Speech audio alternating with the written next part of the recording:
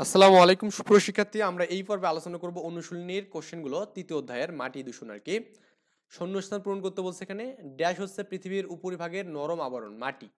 এটা কি মাটি হবে এখানে? ওকে, তো আমরা এখানে দেখি এখানে যে মাটি মাটি হচ্ছে আমাদের কি নরম আবরণ। মাটিতে ক্ষতিকারক পদার্থ ফেললে মাটি দূষিত হয়, এখানে কি হবে? দূষিত। ওকে, এই দূষিত কম্পোস্ট একটি জৈব সার, এখানে কি সার? জৈব সার। এখানে জাস্ট দেবেন, এখানে এটা দূষিত হবে, এখানে জৈব হবে এখানে। মাটি দূষণের কারণ কি? যেখানে সেখানে আবর্জনা ফেলা, আবর্জনা কুড়ানো, কম্পোস্ট ব্যবহার করা, মানে এই যে যেখানে সেখানে আবর্জনা ফেলা। কিভাবে মাটির উর্বরতা বজায় রাখা যায়? মাটিতে একই ফসল চাষ করে ফসলে আবর্তন করে এখানে আমাদের ফসলে আবর্তন করে কিন্তু আমরা কি করতে পারি? মাটির মানে উর্বরতা বৃদ্ধি করা যায় এখানে। ওকে, এরপর আমাদের এখানে সংক্ষিপ্ত কোশ্চেন দেওয়া আছে, দেখুন। আমরা এখানে বলছে যে আমাদের জীবনে মাটির 5টি ব্যবহার লেখো এখানে। তো বিভিন্ন ধরনের উদ্ভিদ জন্মানোর জন্য মাটি ব্যবহার করা হয়, তারপরে বসবাসের জন্য মাটির উপর ঘর বাড়ি বা দালান করে নির্মাণ হয়। ইট কংক্রিট তৈরিতে মাটি ব্যবহার করা হয়, তারপরে বিভিন্ন ধরনের মৃৎশিল্প তৈরিতে মাটি ব্যবহার করা হয়। ময়লা আবর্জনা ফেলার জায়গা হিসেবে কিন্তু আমরা মাটি মানে ব্যবহার করি এখানে। ওকে, তো এরপর বলছে আমাদের এখানে উদ্ভিদের বৃদ্ধির জন্য কি প্রয়োজন, কি কি প্রয়োজন এখানে? উদ্ভিদের বৃদ্ধির জন্য খাদ্য, পানি, আলো, মাটির প্রয়োজন এখানে। ওকে, এবার হচ্ছে মাটির উর্বরতা বজায় রাখার উপায় কি এখানে? এখানে বলছে মাটিতে নিয়মিত সার ব্যবহার করা, জমি পর্যায়ক্রমিক ফসল আবাদ করা, তারপরে কি সিম জাতীয় উদ্ভিদের চাষ করা, সিম জাতীয় উদ্ভিদ। ওকে, সিম জাতীয় উদ্ভিদ কিন্তু চাষ করে কিন্তু মাটির উর্বরতা বৃদ্ধি করা যায়। রচনামূলক কিভাবে আমরা মাটির দূষণ রোধ করতে পারি বর্ণনা করতে বলছে।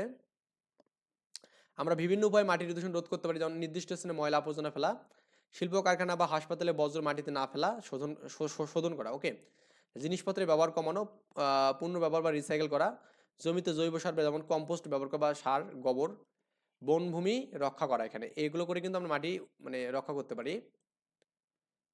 জীবের জন্য মাটি গুরুত্বপূর্ণ কেন ব্যাখ্যা করতে বলছে। বেঁচে থাকার জন্য অত্যন্ত দরকার একটি উপাদান হলো মাটি। এখানে এই মাটি হচ্ছে উদ্ভিদ ও প্রাণীর যথা জীবের আবাসস্থল। বেঁচে থাকার জন্য খাদ্য প্রয়োজন, তা আর প্রত্যক্ষ পরোক্ষভাবে মাটি জীবকে খাদ্য সরবরাহ করে। এবং যেমন মাটি থেকে খাদ্য গ্রহণ করে উদ্ভিদ জন্মে, আর প্রাণী এই উদ্ভিদ খেয়ে জীবন মানে গ্রহণ করে এখানে খাদ্য হিসেবে।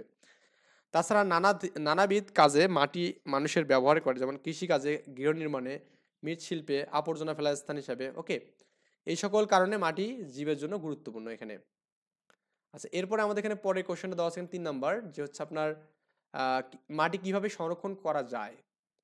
বনভূমি ধ্বংস না করে, তারপর এখানে কি পতিত জমিতে ঘাস লাগিয়ে বা বনায়ন সৃষ্টি করে, ধীরগতি পানি নিষ্কাশন ব্যবস্থা করে, রাসায়নিক সারের পরিবর্তে জৈব সার ব্যবহার করে, প্লাস্টিকের খেলনা, ব্যাগ, পলিথিন মাটিতে না ফেলে।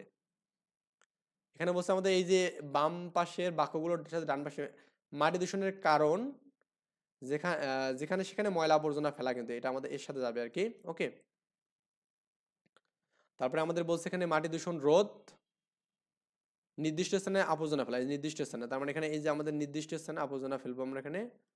মাটির উর্বরতা মাটির উর্বরতা কি বলছে এখানে? ফসলের আবর্তন, মানে এই যে এর সাথে এখানে সম্পর্ক, এবং আমাদের লাস্টে এর সাথে সম্পর্ক। তো নেক্সট পর্বে আমরা এখানে দেখবো খাদ্য, দেখবো ইনশাআল্লাহ। এই পর্যন্ত ভালো থাকবেন, সুস্থ থাকবেন। আল্লাহ হাফেজ, আসসালামু আলাইকুম।